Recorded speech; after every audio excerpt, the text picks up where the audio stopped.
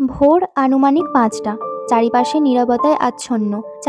নীরবতায় আচ্ছন্ন এয়ারপোর্টের বাইরের দিকটা। মেঘাচ্ছন্ন আকাশ আর মৃদুমন্দ হাওয়া বইছে। আনাইজা ধীর পায়ে এগিয়ে গেল ওয়েটিং এরিয়ার দিকে। তার কিছুক্ষণের মধ্যেই ঈশানের বের হয়ে আসার কথা। আজ সে একাই এসেছে ঈশানকে নিতে। আনাইজা কিছুক্ষণ একা একা দাঁড়িয়ে অপেক্ষা করলো ভাইয়ের। সব ঝামেলা শেষ করে ঈশান বের হয়ে এলো প্রায় ২০ থেকে ২৫ মিনিট পর। বোনকে দেখে ব্যাগ নিয়ে এগিয়ে এলো তার দিকে।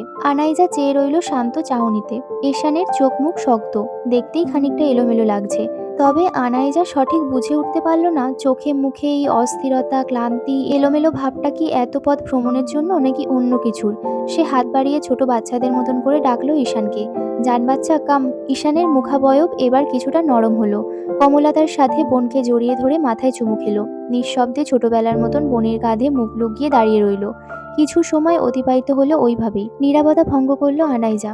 শান্ত হো, আপি আছে তো? যদি সম্ভব হয় সময় হলে আপিকে তোর এই অস্থিরতার কারণটা একটু বলিস। ঈশান মাথা তুলে তাকায়। আচ্ছা, তুই এত কেন বুঝিস আমায়?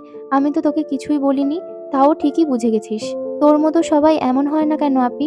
সবাই আমাকে এভাবে বোঝে না কেন? মানুষ বলে মা নাকি সন্তানের মুখ দেখলে বুঝে যায় সব, কিন্তু তুই তো আমাকে আম্মুর আগেই বুঝে যাস।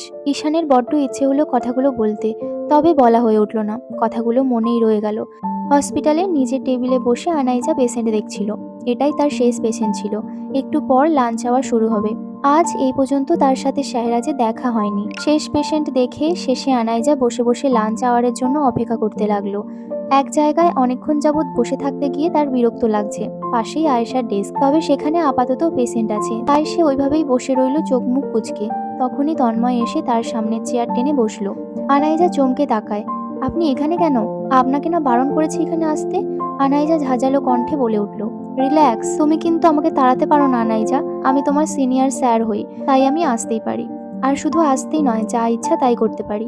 কিন্তু সাহেরাজ, রেয়াজ, মির্জা দেখলে ভাববে আমরা কাজের সময় প্রেম করছি, যা একেবারেই তার অযাচিত চিন্তা ভাবনা। আর সেসব ভেবে সে ক্ষান্ত হবে না, আবার অপমানও করবে। তাই আপনার এখানে আসা একদমই ঠিক হয়নি তন্ময় ভাই। ইস, তন্ময় ডাকছো এই অবধি ঠিক ছিল, তবে শেষে ভাই কেন ডাকতে হবে ম্যাডাম? আনাইজা খানিকটা লজ্জায় পড়ে গেল। সে বলল কি আর এই লোক বলছে কি? আনাইজা কিছু বলতে উদ্যত হতেই তন্ময় থামিয়ে দেয়। ম্যাডাম, একটু গুরুত্বপূর্ণ কথা বলতে এসেছি। কি কথা? আনাইজা সন্দিহান হয়ে প্রশ্ন করল। এখন তো লাঞ্চের সময়, চলো ক্যান্টিনে গিয়ে বসে বলি। তা না হলে দেখা যাবে তোমার স্যার এখানে এসেও ব্যাগটা দেবে। আয়েশা, তোর হয়েছে? চল। আনাইজা আর কথা না বাড়িয়ে হাঁটা শুরু করে আয়েশার হাত ধরে।